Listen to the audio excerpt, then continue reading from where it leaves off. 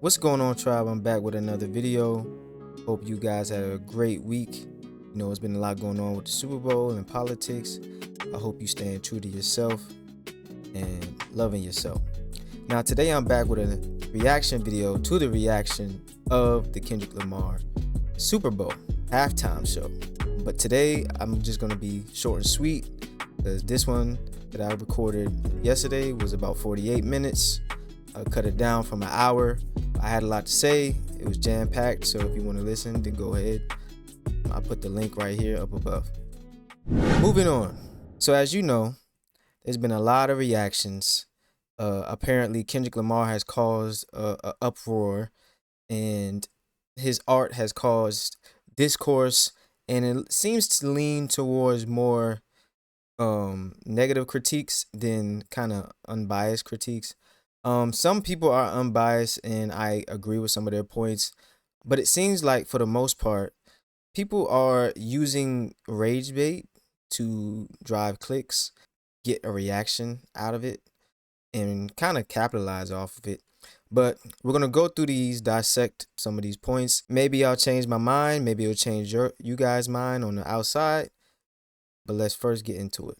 So if you know about the live streaming scene from Twitch and Kick and etc., they have been kind of the forefront for music, driving the promotional aspect and driving traffic for fans and audiences to review music, to listen to new music, to get hip to new sounds, new waves, and a lot of labels been leveraging them throughout the years. Adin Ross being one of them, who kind of created this environment to let rappers and musicians come on his stream, and that helped their careers and boost their streams, etc. He reacted to the Kendrick Lamar halftime performance, and this is what he had to say. Drake revived Kendrick Lamar's career. This Kendrick halftime show is the worst I ever seen. So as you know, Adin Ross and Drake have a business relationship. I don't know about if it's interpersonal or not on a friendship level, but Drake signed to Kick. Obviously, he's gonna have biases because that's his business partner. They actually do business together. Yeah, seems very far-fetched. I don't know if he's ever watched the Super Bowl performances every year, but there's definitely been some musicians and some rock bands on there that was from like the 70s and 80s, and they were like super old, and they weren't top tier performances. It was just them, doing a regular concert. It wasn't anything artistic or any set design changes. So there's been mid performances from rock bands or from other people in the past. So I don't see how he can compare this that was like a live play musical to being the worst ever. This just looks like a biased approach. That leans into the next point. Dennis Los, who is an adamant Drake stan. I mean, this dude basically praises him for the slightest thing. He could literally eat a burger and he would be like, "Oh my gosh, Drake is like the best person to eat a burger." So coming from Los is none to be expected, but he gave a prediction of Kendrick Lamar performance, and let's hear what he had to say. This is what's gonna happen with the Super Bowl halftime show. Ready? Not Like Us is gonna be the second to last song. A couple times in it, Kendrick is gonna like do some weird ad lib thing with like maybe a woman speaking or something, talking about, oh, are you gonna play it? Oh, he's not gonna play it. Is he gonna play it? Is he gonna play the song? Then he plays it, whatever. And then the part where they say pedophile in the song, he doesn't say pedophile, and then like a noise happens. So who knows what's gonna happen there? But yes, he is gonna play Not Like Us. He is. Okay, so this is kind of crazy to me. If this is truly before prediction of the Super Bowl, this is spot on. Unless he has some insider news or information, this is kind of crazy how spot on he was. And he wasn't too far off. And then I knew he was going to go with the approach that, this is why he got the Super Bowl. Unfortunately, I agree. I said that in my last video. Y'all can go take a look. I said that due to the hype mixed with Kendrick having the best song of the year with Not Like Us was invoked by the beef, and that put him to a new pedestal for a wider range of audiences, and that led him to get to the Super Bowl. Like, he was like a step behind the Super Bowl. And now we got somebody from the Parkers community, which is predominantly white, not really in tune with the culture of rap that much. We're gonna start out with Pokimane, who started the fire in the Parkers community, and she was on the side that was understanding of the performance, and this is what triggered it. Her comments right here. Let's take a listen. With probably zero musical capabilities think that Kendrick Lamar didn't deserve the halftime show. What do you mean? Like, sure, we could sit here all day and be like, oh, I actually think this artist deserved it. What? Only white people hated it. I didn't want to say it. As a white passing person, I didn't want to say that. But you saying that and me repeating that message, I'm just going to let that sit. The people that I saw with this take the most were white men. Ain't nothing wrong with being a white man. That's not the point. My point is that, I feel like if you watched his performance and really took it in, you'd be like, there are some underlying messages that the performance is trying to convey, especially during Black History Month. So you sitting there, again, respectfully, whatever, being like, oh, I don't think he deserved it. It's just like, stop, please, please, please stop. Okay. She wasn't too far off. There was a lot of white men, especially from the MAGA side of things, who had a lot to say about a DEI halftime show. And for something that has nothing related to DEI at all, he's not signed to the NFL. He was contracted out. Well, not even contracted. It was free. He got an honorary spot to perform at the Super Bowl. Nothing DEI about that. So unrelated. So, they use the DEI as a racially motivated tactic that they try to hide their racism behind. So instead of saying black or the N word straight up, now it's DEI. These racist white people like to use new analogies and forms to hide their racism instead of trying to, attack those biases and attack those toxic, conditioned values that was passed down to them. Now, let's go through some of those tweets. So one is from somebody named Benny Johnson. He says, "Hey, NFL, Trump won. We no longer let talentless, mumbling, pagan, satanic cultists do halftime shows and pretend like people like it." Then we had the one that blew up the most by some dude named Jack Poso. DEI halftime show. Now, mind you, this is the one that triggered MAGA to go in an uproar and feel like they can be outright racist. So now we're going to just go through a skim through video of them being outwardly racist. No, it's going down as the worst halftime show ever. They don't care if anybody's watching it. It was hard to make out what was actually being said. And most people don't care. Music itself is not broad enough or well-known enough to reach generations. I didn't know what he was saying. Let's have a country night. That was the worst Super Bowl halftime show I've ever seen. Shit was fucking trash, bro. Like, it was just ass. Let's stop with the ghetto crap. Too loud, too reckless, too ghetto. Mr. Lamar! So, we're not going to keep going down the rabbit hole. Obviously, they're completely racist still in the world, still present in America, and the more that we undermine it, the more that they'll spread like wildfire. But that's here nor there. There was other people, prominent people, like Adin Ross. He did those tweets, but he had a response to Pokimane, and he also had his own take on it. Let's hear from him. Fuck all of you. I don't care. And that's why I went on that Twitter rant. And I don't take it back. I didn't delete his tweets. I got sent from 5 other people. Your rage texting me. He's laughing his ass off. Everyone sent me these tweets. I don't give a fuck. I went off. And fuck Pokimane too. Pokimane, fuck you. You're a fake, twisted bitch. You'd only come at the white people because guess what, Pokemon? You know that's what they're gonna cater to and shit like that. You can't get canceled come at the white people. Why do you people have to bring race up in general? Why? Keep it to yourself. It's always interesting how whenever somebody that's a part of the white community, who say that they're on our side, whenever they feel offended or we get called out by us, and Pokimane is African, but I think she's white African. I think she's Moroccan or white passing. I'm not sure about her background in totality, but anyway, it's so funny that when white people get called out, they always say "you people." Like there's a separation between us as human beings, and that's pretty telling. So through that whole rant, that was the thing that stuck out about me. He was defending Drake. I think, like I said, they're business partners, but I think they're also both Jewish. So that wasn't a problem or issue. The issue I had with this was the "you people" and then trying to pivot it to make it seem like now white people are being racially attacked. Don't know how that happened. But okay. And now we're gonna hear his insight on the actual halftime show.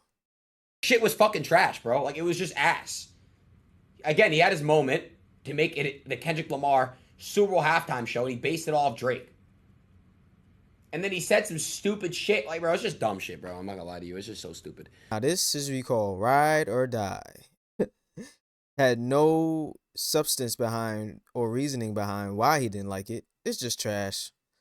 That's just a go-to when nobody really has a complete answer. They just say it's just trash. Oh, it's just trash. Now we're gonna look at XQC's response. This is the last one. I don't want to stay on this too much, but he responds to Pokimane, and let's hear what he has to say. Stop. They know what I'm saying. You should understand, man. This pandering to the audience is getting old, brother. That is the richest thing that you can say in this current moment. That is so rich coming from you.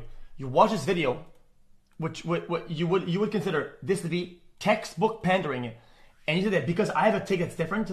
Now I'm on pandering. What a ridiculous analysis of what we just watched. I don't, brother. Again, you can interlace messages and symbolism in music and performances, okay? But if you say, oh, you didn't like it, it's because you didn't understand. You were not meant to understand. This isn't some documentary or some puzzle that you're watching.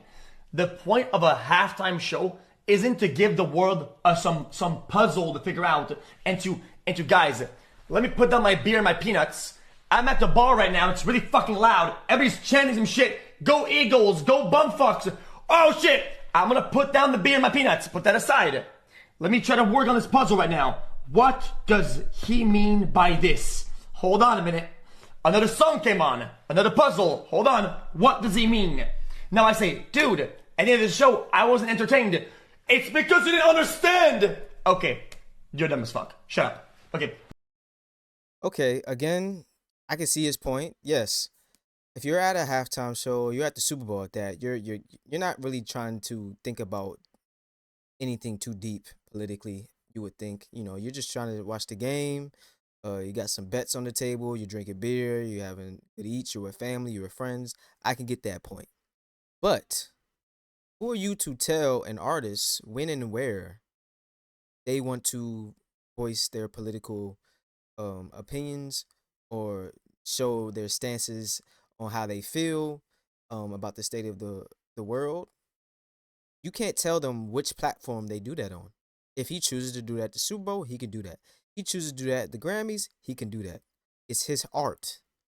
They chose him for a reason. They didn't choose Kendrick thinking that he wasn't somebody that was just going to be fluffy. Obviously, they know his discography.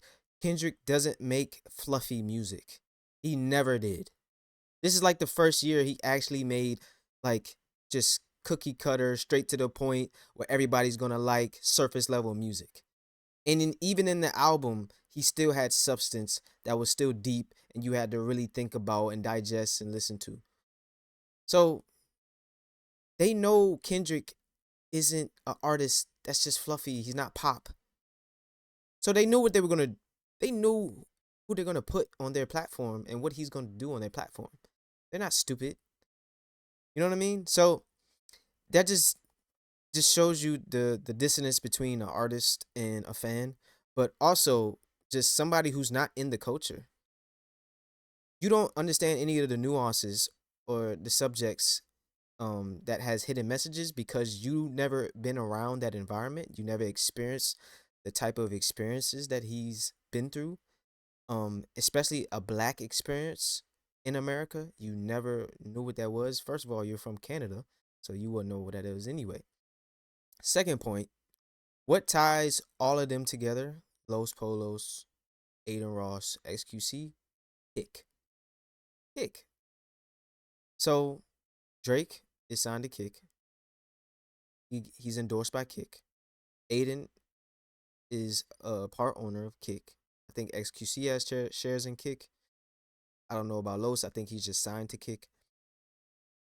Also, by being fans of Drake, they're also in business with Drake. You don't want to taint the brand by saying, oh, this was a great show. So obviously, they're going to be biased. Like, come on now. We're not stupid. Now we're going to go into black creators. Now, it was iffy. Seems more still criticizing. So now we had the outside viewpoint of the show from people that, you know, really aren't black or African American or really would understand it. So basically 1 out of 30 tried to understand it. It's Pokey. Again, I don't know if she's black or not. I think she's white African, Moroccan. But anyway, we're going to the black creators now. Some of them seemed like they still weren't on board fully. But we'll see what they say. So this is Dante. This is in response to XQC, and I don't think he was really messing with it. XQC said, the point of a halftime show isn't to give the world some puzzle to figure out. My brother, it's only a puzzle for you. Look at you. It's literally only a puzzle for him because he has not been in these situations or been around anybody who has also been in any of these situations who would even be able to reference half the things that he's talking about. So it's like, he didn't get it. He wouldn't get it. You have not been in these certain positions or had to deal with certain things. It's like I'm talking to a wall. I agree with Dante. Like I said before, most of these MAGA supporters, the white creators on here that didn't agree or felt like it was trash, or unrelatable or a puzzle piece, is because they never experienced it. They will never know what it's like and don't even have the brain power or the patience to try to understand it because it doesn't concern them. It's not in their sphere of, things to worry about. So why do they need to worry about it? That's how they feel. But then we have some creators that actually had some opposing views of the halftime show, and they didn't really like it that much either. Let's see what they say. So Blackboy Max came on here and said he didn't like it either. He felt like he should have had way better song selections. Kendrick, you're way bigger than this. I'm gonna keep it so a buck. This is the Super Bowl. What? He probably gonna do this one time, bro. He way better than just a nigga who diss Drake. Honestly, he's way better than just a nigga who diss Drake. That should not be this nigga career. That should not be this. Like, you know what I'm saying, bro? And I know niggas want to see Drake fall. And I know niggas want, you know what I'm saying? It's a great moment. A minor. But like, bro. Like, this nigga didn't, no money trees. No, we gonna be alright, bro. This nigga play some classics, bro. Fuck, where you from? Where you from, my nigga? Like, bro, he could've, bro, none of that, bro. And it was just like, I don't know, bro. That's just me personally. That's just me. They not like us, come on. I'm gonna give it a butt. The stadium erupt. It erupted. You feel me? Niggas was singing that A minor shit like a bitch. They was. But yeah, the halftime song, that shit wasn't it to me. I'm gonna keep it a butt. Did y'all fuck with it? That shit wasn't it to me. It wasn't it to me. I feel like he could have did his shit way better. And the wild shit I was gonna say was, I genuinely think Cardi halftime show would have been better. Kendrick Lamar came out. Word to my mother.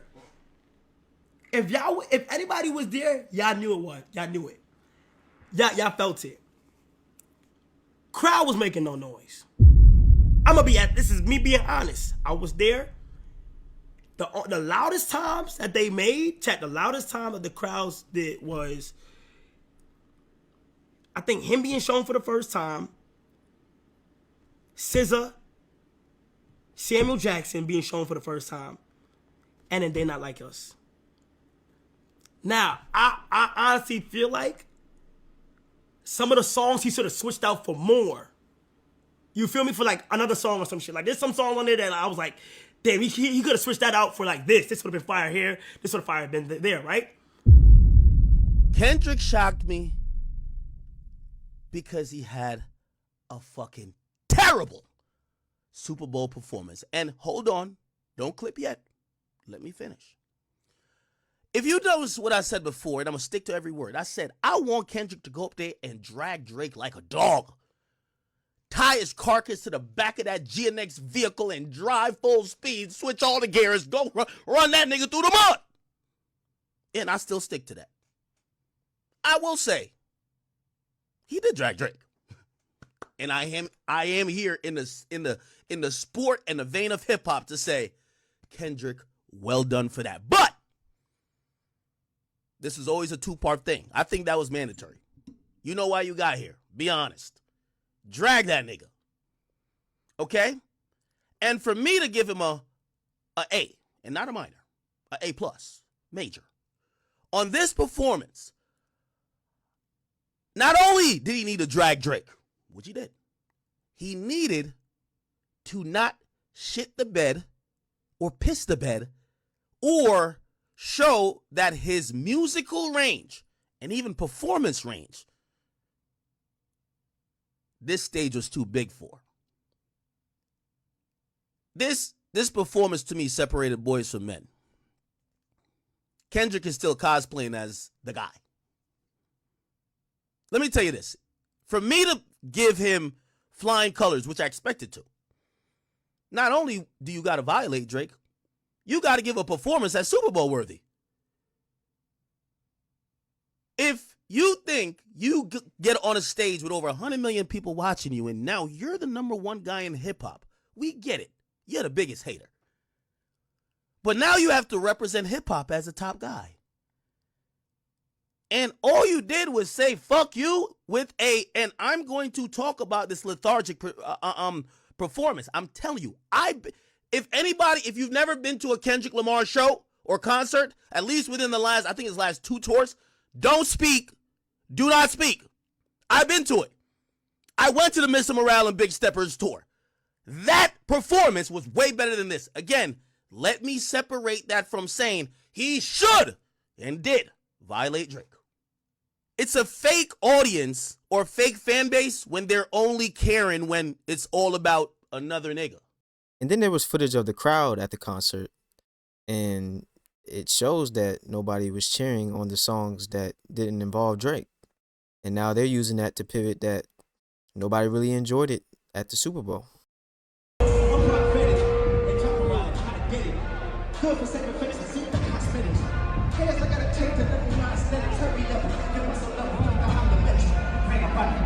The worst fucking halftime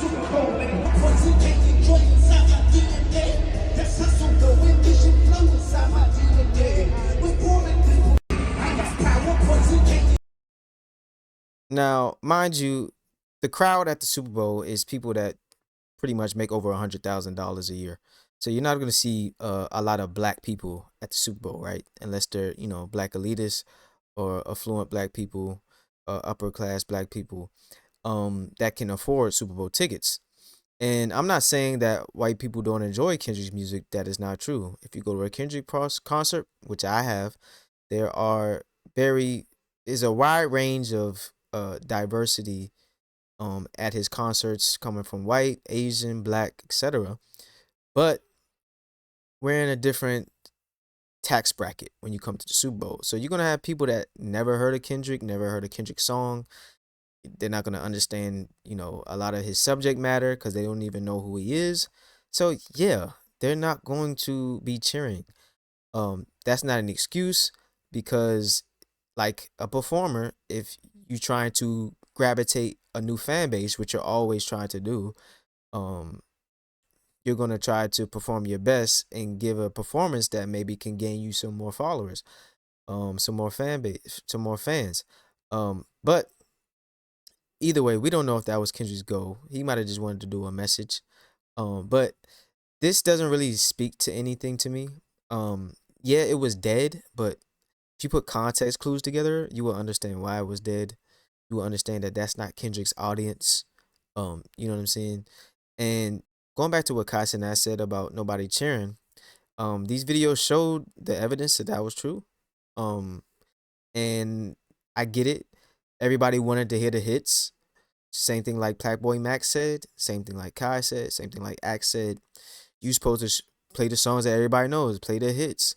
You supposed to be creating the best show and best environment for the audience to make them feel comfortable and make them reminisce on all the hits. And yeah, but that's not what he wants to do with his artistry. Like sometimes I think fans have this superiority complex where they think that they run the artist, and America is a service based country.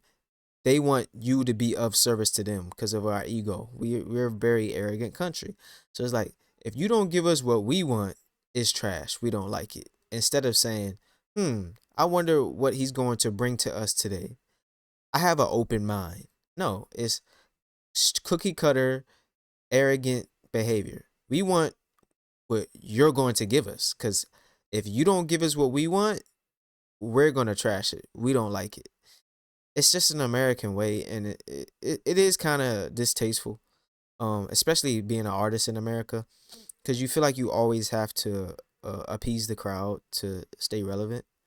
And some artists choose that and some don't, like Kendrick. Dave Free even said that it wasn't about hits. This is not a hits all, This is not Kendrick's greatest hits concert. This was a message concert. And that's all. And I would think that, the black creators would have saw it that way. But, mind you, Kendrick is an artist that's been 15 years in the game. When Kendrick came in the game, I was in high school. Blackboy Max and Kai was like elementary, middle school. So they wasn't listening to Kendrick. They was listening to Kids Pop. You know what I'm saying? So yeah, I can see why they didn't grow up with Kendrick, so they don't fully understand him as a person. You know what I'm saying? So as far as Ack, he's a Drake stan. I don't really take what he says about Kendrick seriously. I think he does it to troll, get clicks. But at the end of the day, I do see their point, you know what I'm saying, as far as artistry and trying to gain following, if that's his purpose, because as an artist, you're always trying to gain a bigger following, and have people gravitate to your product, which is your music. So I understand what Ack was saying and Blackboy Max and Kai was saying in that regard. Now there's plenty of other creators that have come out opposing the views of the halftime show that Kendrick performed. And I would just say this. Rap is like a great social experiment, music in general, because it's funny how 6 to 7 months ago, everybody was on the coattail of Kendrick dragging down Drake, and now it seems like the roles are reversing and Drake is coming back into people's good graces. But they have no problem singing the A minor song when it sees fit for them. But other than that, it seems like they just used Kendrick as a tool for some type of euphoria for the moment, some new lease on life for the moment, new breath of fresh air. And now that they're done with him, they want to go back. And socially, it's interesting. It doesn't drag me either way, right or left, Drake or Kendrick. I'm very unbiased. When it comes to that, my favorite rapper is J. Cole and Mos Def. So when it comes to this stuff, I just say it's interesting to see how people's opinions shift based on, you know, their ego and what they perceive to benefit them in the moment. And this goes into my second point, right? At the end of the day, the NFL doesn't really care whether you like it or not. They care about money. They care about ad revenue. They care about traffic from fans around the nation to drive their product. And that's all they care about. I mean, look at the amount of outbursts and reactions that it really got. Outside of it breaking the record for the most viewed halftime show ever at a 133 million, I think. I think that's what it peaked at. It also drove hundreds of millions of views on all social media platforms and all media outlets. I'm talking about article views. I'm talking about reaction views. I'm talking about their own channel views. I mean, if you even see what I scroll down when I type in reactions to halftime show 2025, it just hundreds of thousands of views on each video, and it's just hundreds of videos just simply people reacting to the videos of the halftime show, and people just reacting to the halftime show itself. This is what the NFL wants. This is the whole point of them doing it. You know, we're talking about it, and they're making money off of us commentating. They're making money off of us feuding over it. You know, this will keep going for about 2 weeks, and they're gonna garner hundreds of millions of dollars of ad revenue and views and all of this over us commenting on it. So they don't really care about your response. They don't even look at your response. And like I said in the video before, Kendrick's motive wasn't for your ears. Just being honest. He was mainly trying to open your minds and your hearts. Your ears is surface level. He could have made a show that everybody loved and chose every song that was a hit. Kendrick has multiple Grammys, multiple hits. He could have did a whole show just hits, and y'all would have loved it. And we really wouldn't have enough controversy right now. It'd have been very minimal controversy because he would have hit at Drake and then played the hits, right? He didn't want to do that. And he also been that type of person. He left Not Like Us off of GNX for a reason. He chooses his artistry on how he wants to depict it. It's not based on the audience. It wouldn't be his art anymore. He's sharing his ideas with you. He's sharing his thoughts with you. He's inviting you into his space, but he's not letting you take over his space. You know, this is his house that he built. So I can understand that as an artist, where you're not going to jeopardize your artistry and your blueprint of how you want to create your art just for the sake of somebody's feelings, you know. Because some artists choose to do that, give their life to their fans, but he's not one of them.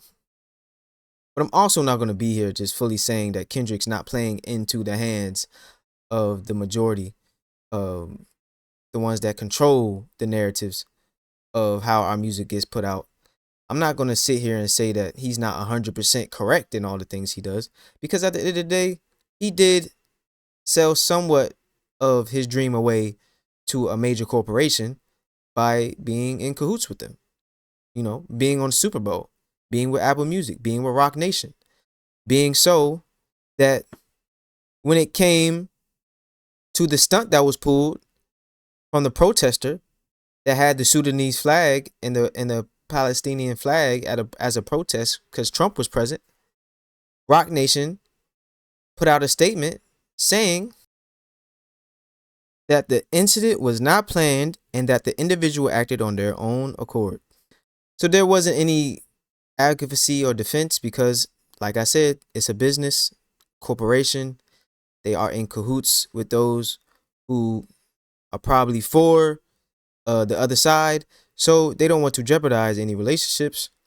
And that's not saying that Kendrick is the one that's not for or against this protest.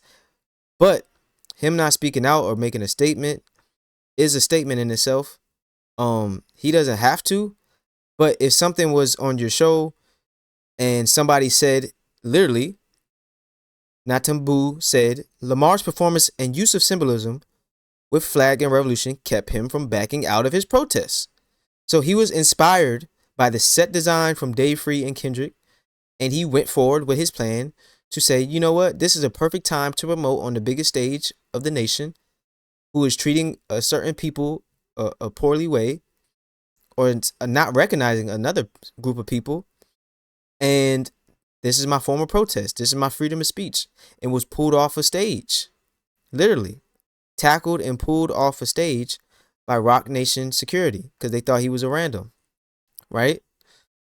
As you can see here, he's running on the stage with the flag. Showing the flag. And they call the security on him. Tackle him and bring him down.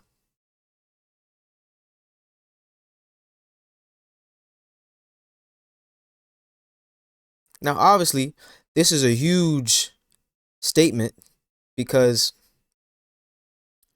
anybody that gets tackled at a protest show for doing a protest looks kind of crazy, especially when it's a Kendrick show, because Kendrick is somebody who makes revolutionary art. I don't know if he's a revolutionary, but he's a revolution. He makes revolutionary art that makes people want to be inspired. For instance, this white lady from Ireland said she watched it on a train going from Japan to somewhere else and was inspired to get in touch with her own culture. Take a look. Watching white Americans react to Kendrick Lamar's Super Bowl performance is really interesting, and it tells me a lot about white American culture, right? You see, I'm not American. I know some people think I am, but I am Irish. And the thing is, after watching the performance, and I watched it on repeat a few times, I have to admit, and then it kind of fed me into watching a bunch of other videos. You know, you tumble down a rabbit hole. But by the time I was watching it I'm in Japan, I was on the bullet train, I was watching it on the bullet train. By the time I got off the train, I was like inspired, you know? I was like, I make sure that my best and favorite Irish trad music is downloaded to my phone so I can listen to it while I'm walking around Kyoto. I was like, where are my Irish authors at? What I need to get like a Seamus Heaney poetry book open right now. I need to see a freaking Irish play. I need to go home and I need to go down to West Cork where all of my family is from, and I need to stand on the shores of the ocean, and I need the wind to wash over me on a cliff top, and I need to sing the Fields of Athenry at the top of my lungs. Like, that's what it made me feel, because it made me feel deeply connected to culture. So it just shows you that this speaks volumes to the art that he did for that show, because it's touching people that isn't even part of Black culture to be tapped into their culture. And maybe that was the overall message that people missed, even Black Americans. But yeah, so even somebody that is outside of even America's scope understands it, which is kind of ironic and funny in itself. But going back to the point with the Palestinian flag, even though that's not Kendrick's fault that the protest happened, there is something about him being in cahoots with Rock Nation and Apple Music that kind of taints the ideology of what he's trying to stand for and kind of blemishes it a little bit, being in cahoots with the NFL, who has shown its racist tendencies with their owners, and especially with, you know, some of the things they did with Colin Kaepernick in the past, but also telling players you cannot kneel and that you have to salute to the flag during the Black Lives Matter movement. So yes, all of these things coincide and can make people feel like Kendrick can be inconsistent, including me, which leads me to another video that I've seen of some strong black woman who had some takes on the Super Bowl and about Kendrick and his art. Let's take a listen.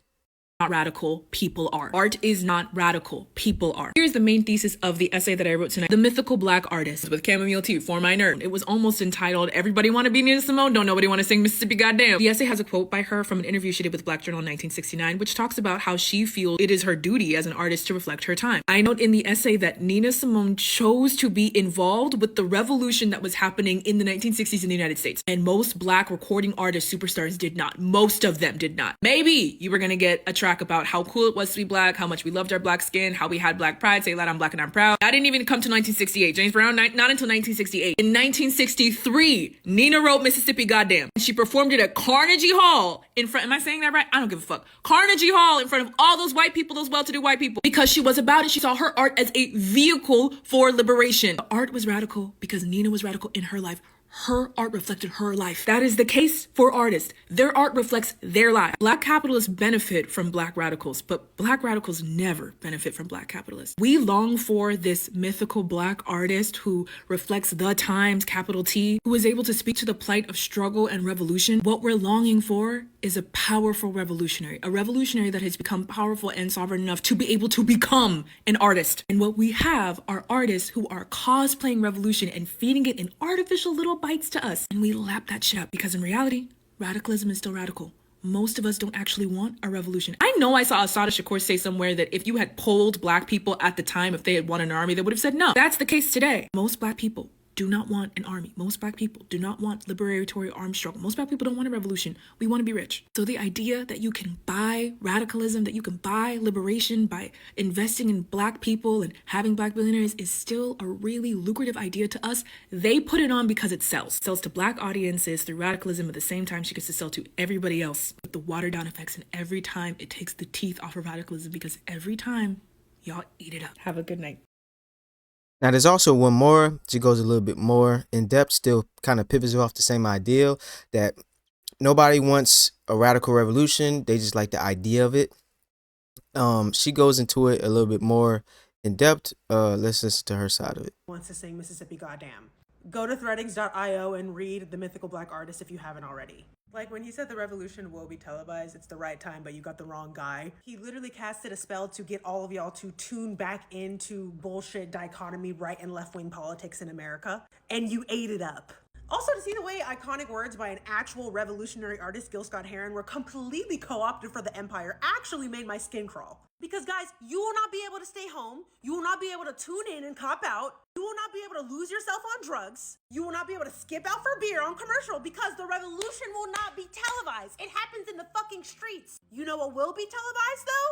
Propaganda. Why do you think I'm here? Why do you think Kendrick is where he is? A-lister millionaire celebrities no longer have the luxury of being subliminal with their messages. I've been seeing a lot of mental gymnastics today trying to justify how actually Kendrick is kickstarting the revolution right now. When what he really did was make the American flag look cool. What do you think the long-term effects of that will be? What he really did is take the unmatched beauty and talent of West Coast California culture and associate it with the horrors of the empire. What do you think the long-term effects of that are going to be? The empire knows that y'all are more concerned with the deification and idolatry rather than solidarity. Y'all don't see how Kendrick and SZA are literally in the line of succession after Jay-Z and Beyonce?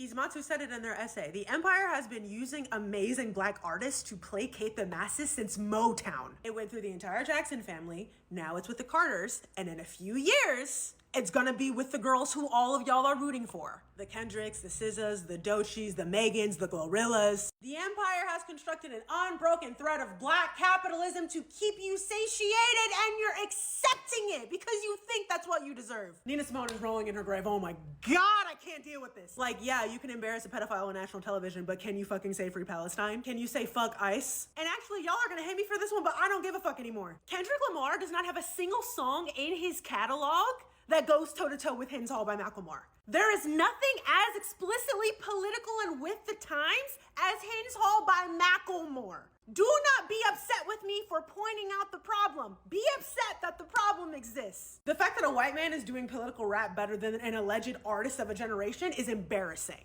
Because in all honesty, the only reason why the American flag should be in anything art-related that you do is if you're setting it on fire. Do not fight me on this. You will lose. I am not going to die on this hill. I will kill you on. Okay, shout out to both these young ladies. I don't know that song by Malcolm Moore she's talking about, so I can't reference it. I think her takes are pretty extreme when it comes to saying that Kendrick doesn't have one single song that is revolutionary or pivots black issues that could be radically changed. Um, Seems like to me it's more of a rage bait take. But yes, I agree with pretty much majority of both of their statements when they go into details about black capitalism and how it's being channeled between powers like Jay-Z and Beyonce and being passed down to Kendrick and SZA. You do think of the theory of the jester, um, passed down to Jay-Z and Beyonce. You do think about more in depth about what is really being conducted here when it comes to black radical art. As you know, in the 60s and 70s, that was when it was its prime and when it was free and when it was super radical, revolutionary, and people were actually conjoining and doing concerts with other artists and other civil rights leaders to promote the liberation of black excellence and black people from a stronghold of oppression. That is not currently happening, right?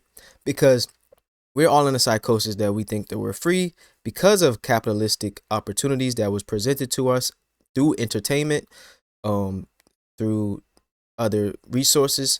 So now we have a pseudo effect of thinking we're actually free, but we're still in a loophole. So when it comes to that, I agree, but I do want to point out a thing, opposing viewpoint I want to point out to these ladies, because they're going very hard on Kendrick, and it comes off a little bit aggressive for reasons that I kind of want to understand. Because any form of expression that is for the black liberation is for black liberation, even if their intent might not be fully for a revolution. Any art that's put out that is to free black people and is put out there in the face of national representation to be produced and well drawn out, like the Kendrick performance. I wonder why there's so much criticism, not just from these ladies, but from other black creators on the other side, instead of trying to promote it in a light where they can add on to it or put their own sense in. Like I heard the lady wrote an essay.